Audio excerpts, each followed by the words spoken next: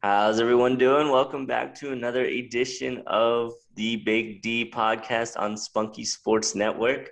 My name is Alex. I'm here with you today. And of course, as always, we've got the Big D himself, Mr. Dylan, here. Welcome, Dylan, to your podcast. And everyone, make sure to remember like, subscribe, follow, and all those things on that Spunky Spectrum Sports. Dylan's got some incredible content on here. He's interviewing Olympians, he's interviewing anything and anyone on any topic. I mean, this man is doing it all. So make sure you subscribe to that. Make sure you like the videos, and he will keep up the good content for you. How you doing, Dylan? I'm doing well, Alex. Thank you.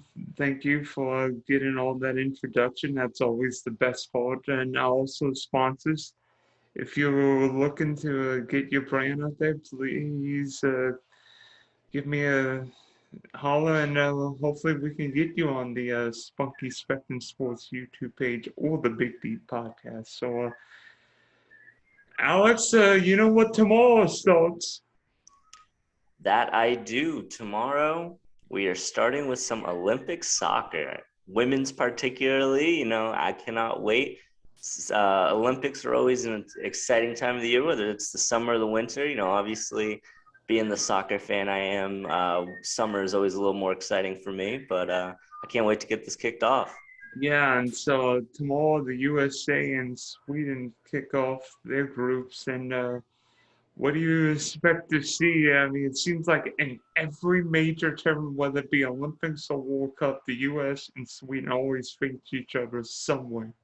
I know especially in women's soccer, man, you've got those powerhouses. It seems like U.S. and Sweden, obviously, they had the Pia connection. The last cycle, and it's always interesting to see those two teams come around. You're right; it seems like they're always playing each other. It's either U.S. and Sweden, and U.S. and Japan just seem to find each other any opportunity they get. But I'm expecting big things from the women. I mean, how could you not? It's this U.S. national team is, I mean, one of the most consistent programs that we've seen, obviously, in our soccer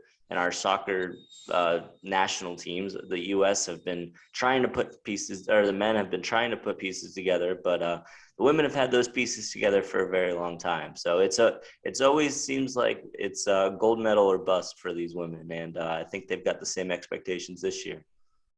Yeah, thinking back to the last Olympics when Sweden, I don't know if you say parked the bus, but played one of the ugliest teams I've ever seen, and then won that penalty shootout when the U.S. I'm not sure collapsed or self-destructed in the PK shootout.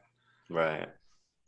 I mean, the biggest thing for me is that it's just, obviously revenge is definitely going to be a driving factor for the women.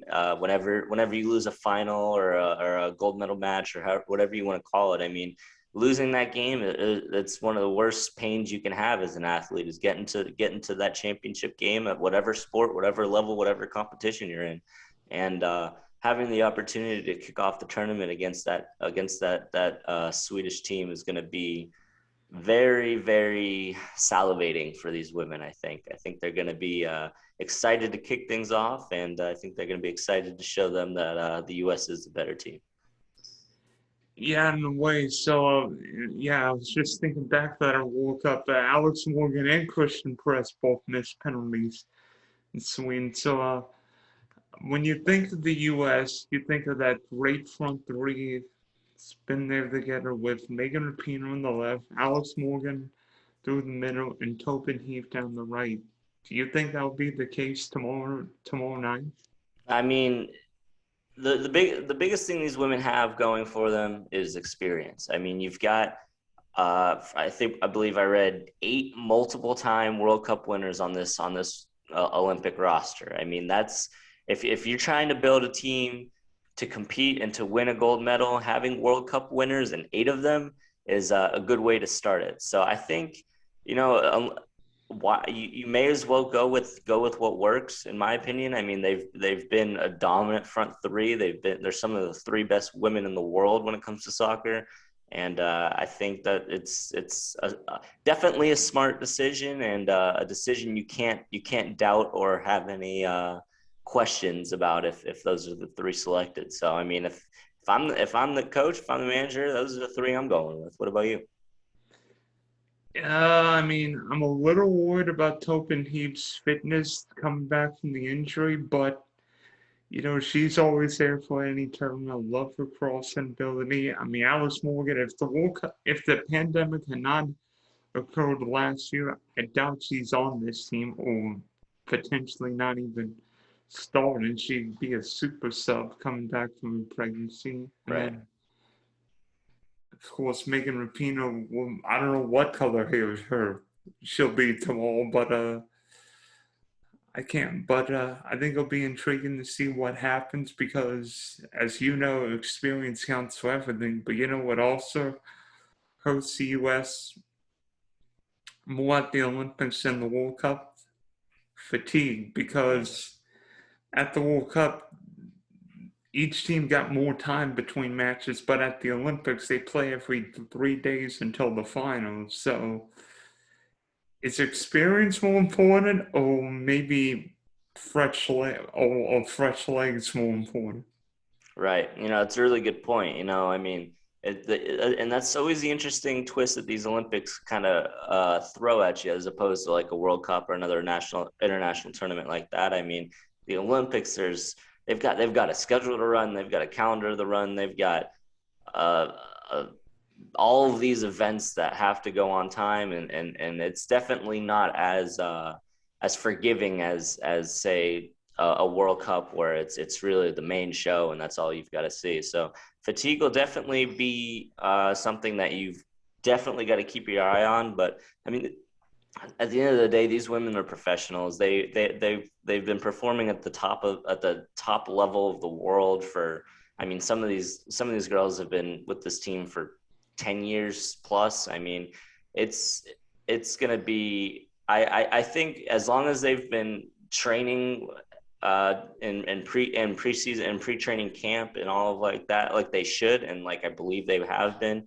I mean, these girls know what to expect. They've been playing soccer their whole lives. If you're not fit at this stage, I mean, you're you're gonna have another thing coming. But I think they've got enough depth and enough talent at the top to be able to be able to handle that.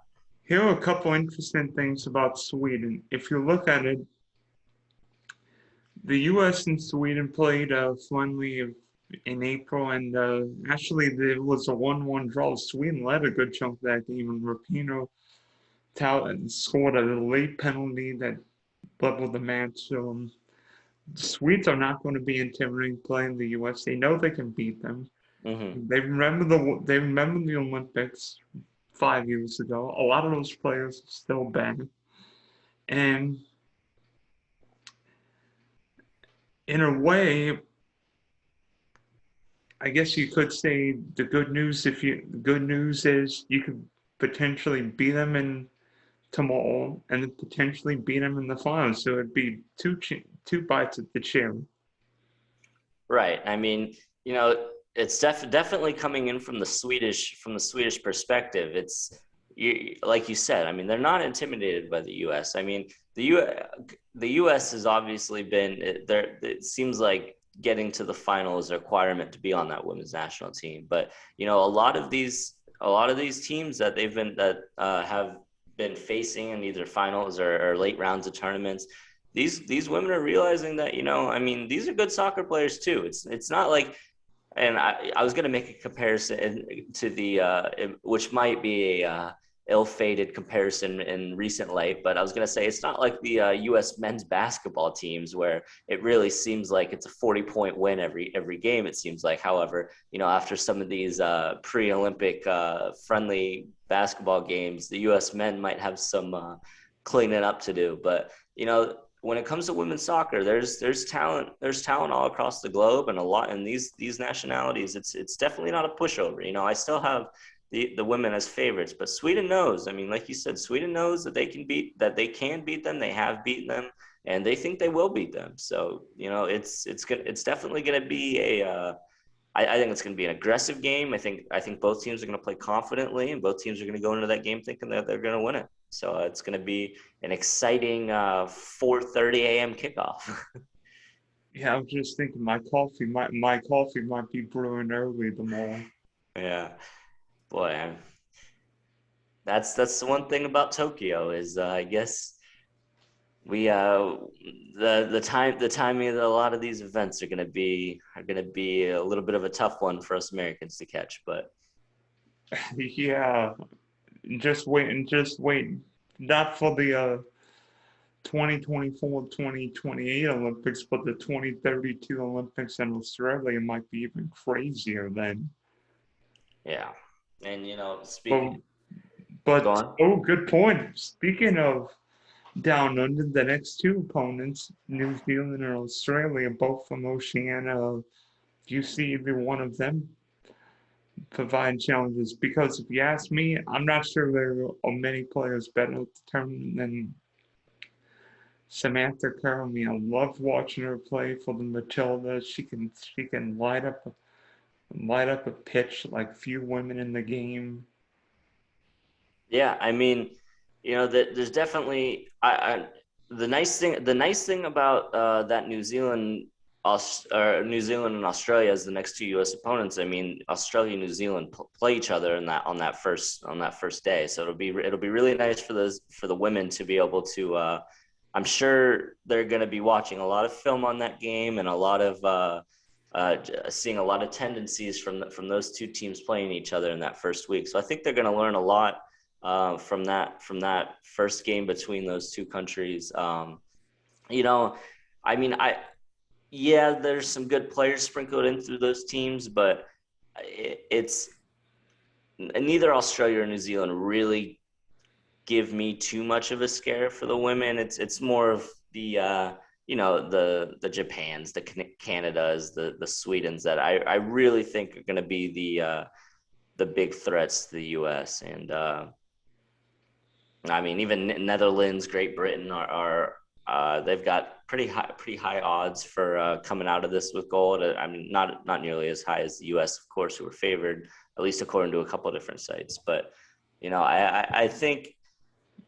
I think that first game is definitely going to be a big hint and a big key look in to see who really might be able to give the U.S. a threat other than Sweden in this group, if there is a team to give them a threat. I have a two-part question. One, who is the most important player for the U.S. and who's the one player they cannot play without this tournament? You know, most important player and the player they cannot play without. That's a good question. I would say,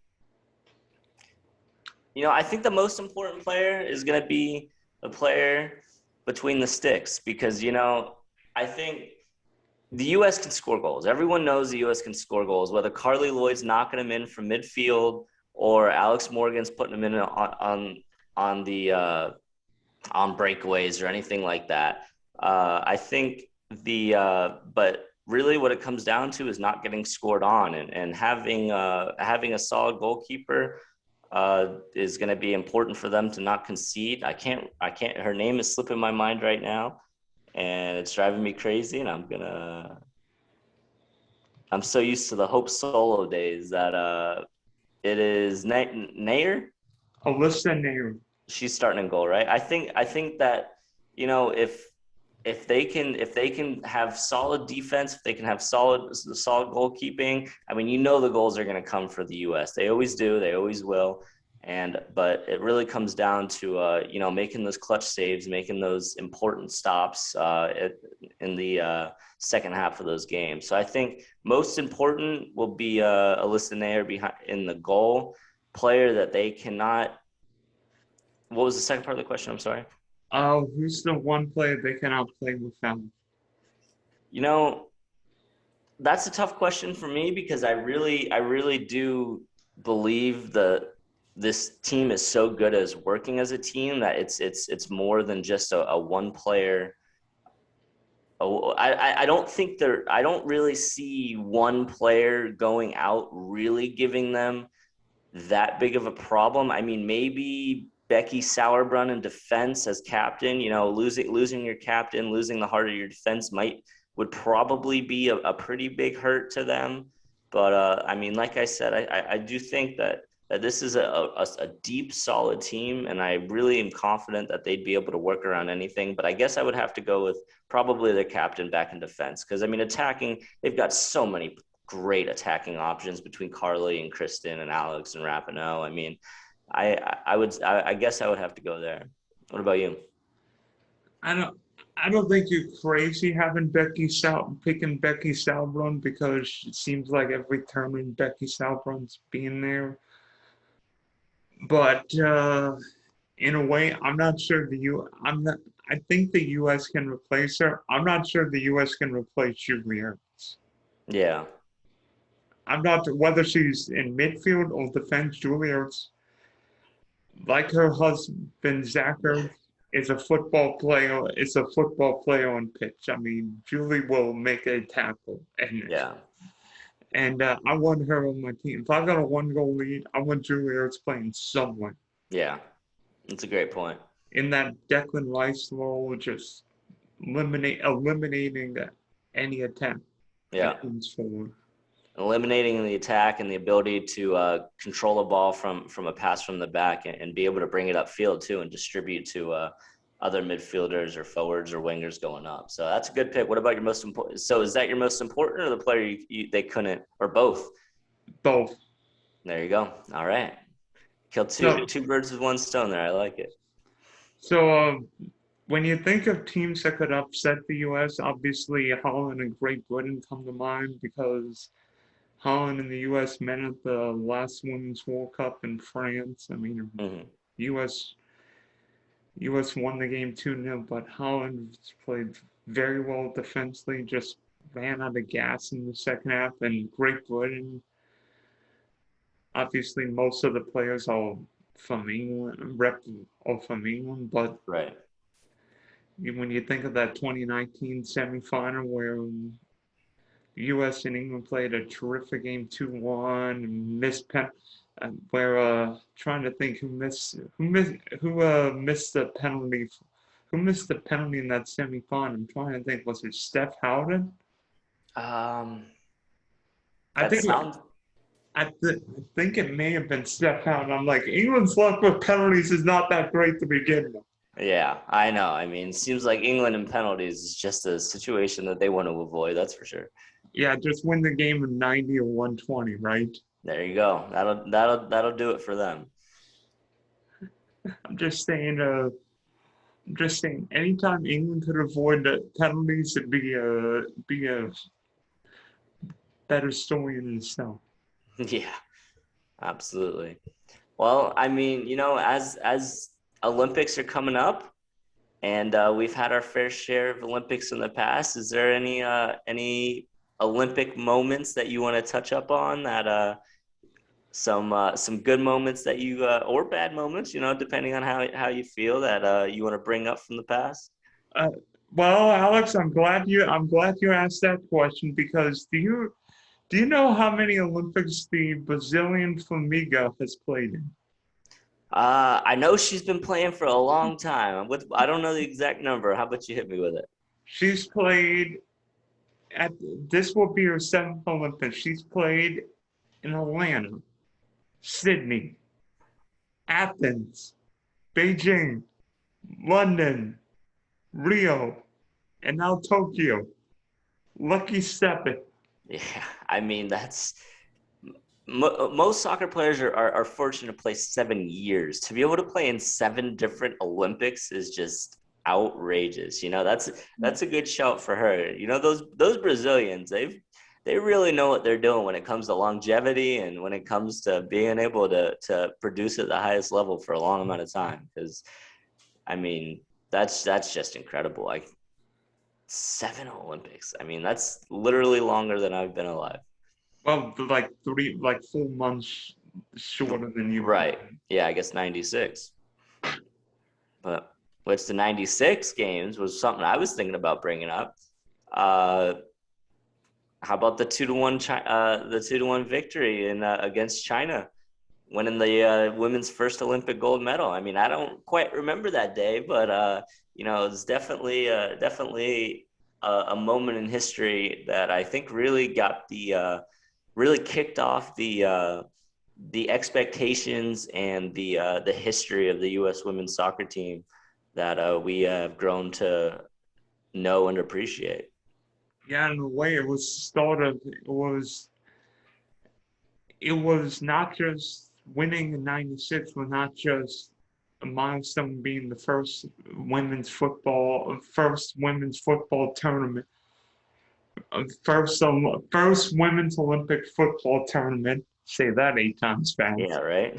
But I think it just showed that the U.S. that whether it be Olympics or World Cup, that America was going to field a team capable of winning. And I think being China showed not just that America was a football power, but also a side capable of handling anybody. Because if you think of the '99 World Cup, the U.S. beat China at the Rose Bowl, Hmm. and I don't know if you remember that game. That was the loudest I've ever heard Pasadena, and there've been plenty of football games there. Oh yeah, yeah. And No, I go ahead, go ahead. oh no, go ahead. No, Sorry. you. I was pretty much just going to agree with you that the atmosphere just must have been absolutely insane because it's just you think of all the major sporting events that go through those stadiums and that stadium in particular, and I mean just to have the Olympics, it's as far as soccer fans go, the World Cup is typically a little bit higher up on a pedestal, I think, than the Olympics. But when it comes to the game of when it comes to sports in general, I mean, there is nothing quite like the Olympics, where you have all of these countries coming together and all of these countries fighting for a gold medal. Just that Olympic gold medal just kind of stands apart a little bit, and so seeing those moments like that and having knowing that these players, I mean, people thrive, children thrive to be Olympic athletes. I mean, the Olympics is the height of sport, it seems like. So I mean, going to an Olympic soccer game would definitely be is definitely on my bucket list because just the atmosphere must be unreal, unlike anything else. I'm trying to think. We all want to be Mark Spitz winning 7 golds at an Olympics or Michael Phelps. I mean, the fact that you just making an Olympic team, whether it be the 100-meter dash, the 1500-meter, or women's football, would just be an accomplishment I would cherish forever.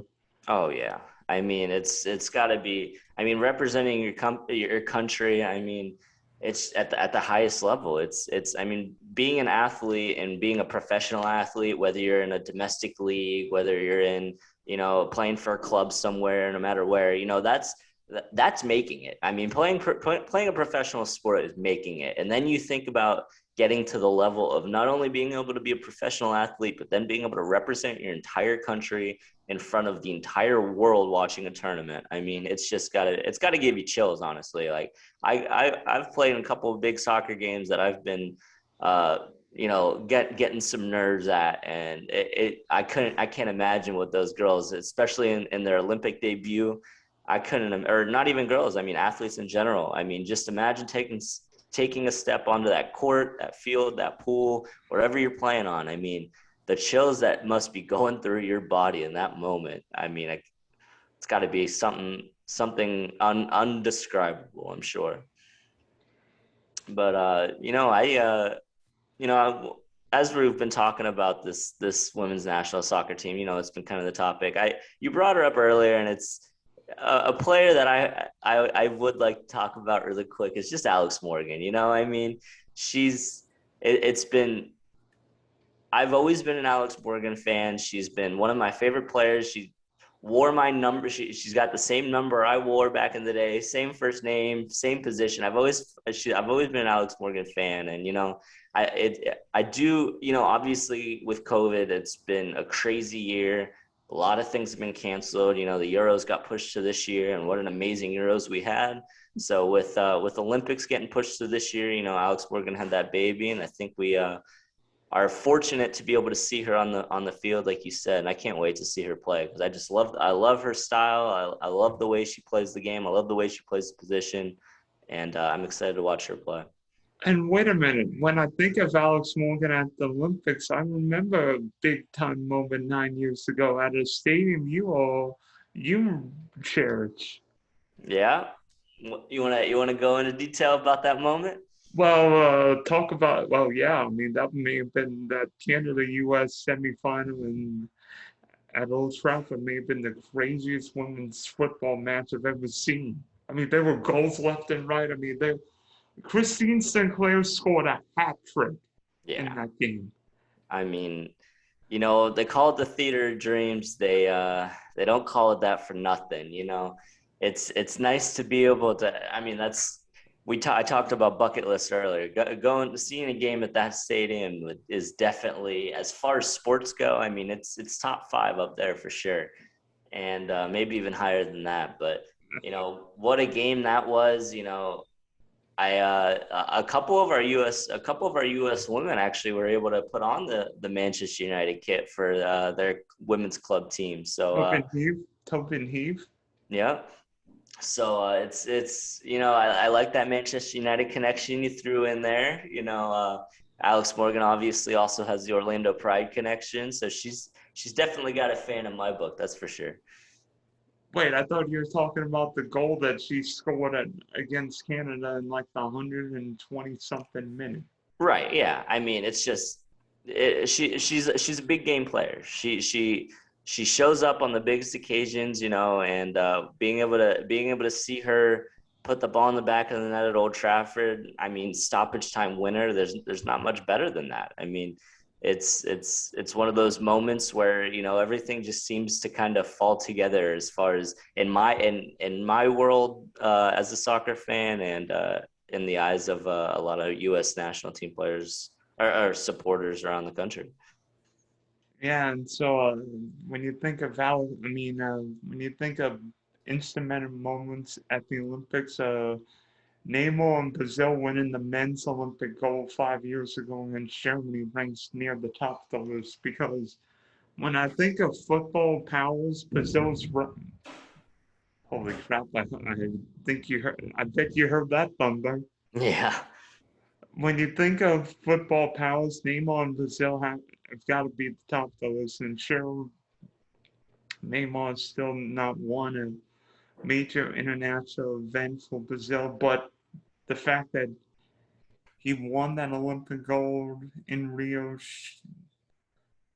I mean, wouldn't say lifting, carrying Brazil, but the fact he was there and backed the winning penalty against Germany showed that finally showed the goodness that Brazilian football can bring, and that sometimes playing on the biggest stage, whether it be the Olympics or World Cup, great players can shine. Now, fortunately, Neymar hasn't always shined at the World Cup or Copa, but he got a gold medal. yeah. I mean, and that's really, you know, silverware, and you know, obviously for these soccer players, I mean, it seems like you do get the sense that the World Cup obviously is a little bit next level than the Olympics, just because you know, especially with the men, they've got it's almost turned into a youth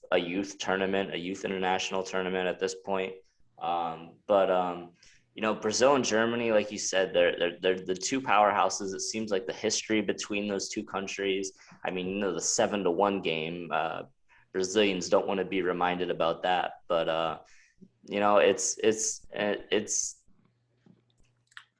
was happy for Neymar. You know, he puts a lot of work in. He puts a lot of he's you know a lot of people don't like him because of some of his antics on the field as far as diving and stuff. But there's no questioning the skill and talent that man possesses on a soccer field. I mean, he's got some of the quickest feet you'll ever see on.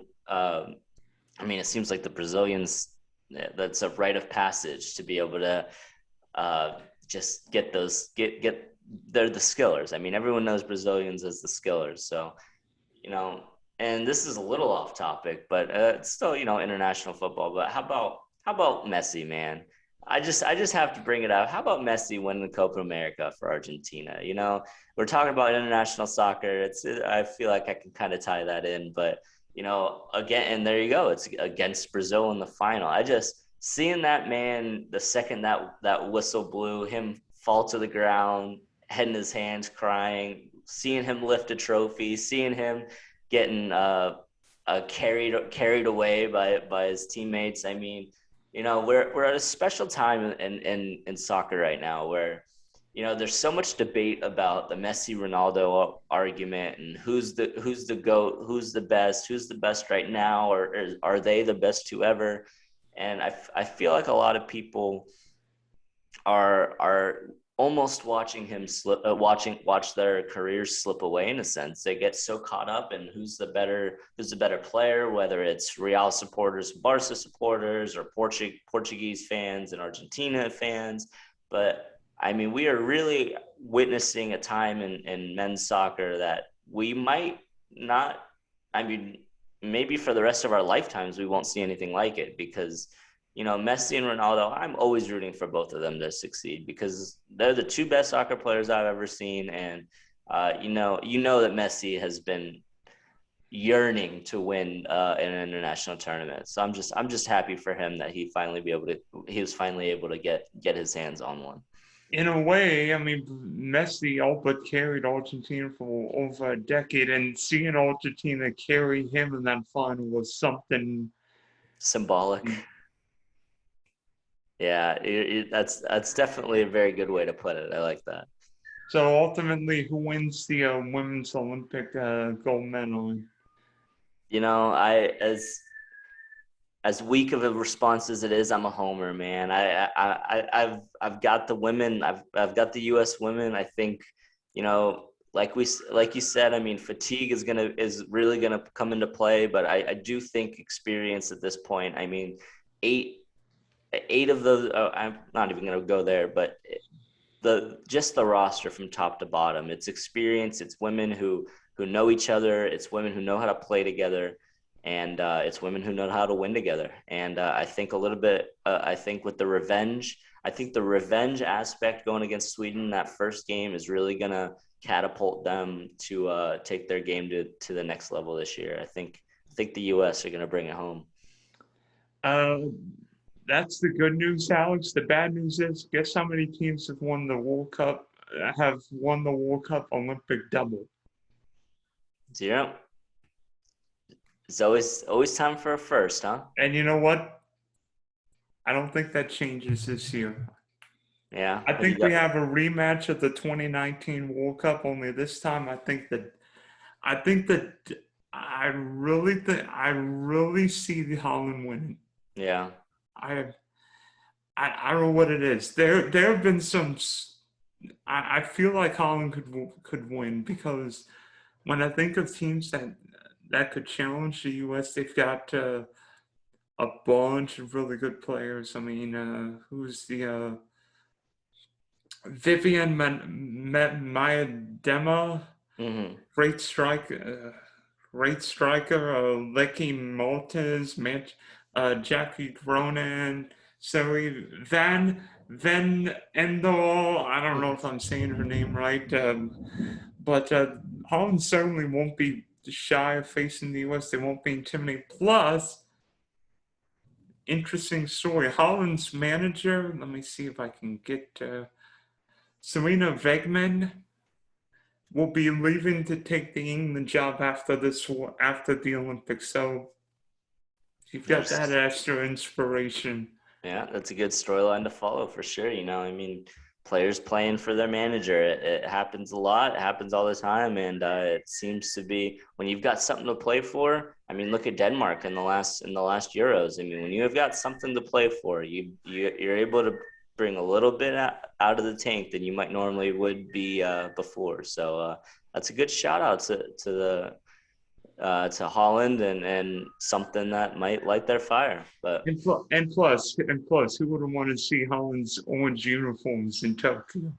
yeah, I mean they've always been one of the best when it comes to kit design. So if we're going on the basis of that, yeah, sure, I'd like to see them play as many games as they can. Yeah, I'm trying to think. Yeah, Holland would win the gold medal based on its orange uniform. Yeah. All So right. thanks for hopping on, and we'll see you soon. Yeah, thanks for having me, Dylan. Always a pleasure.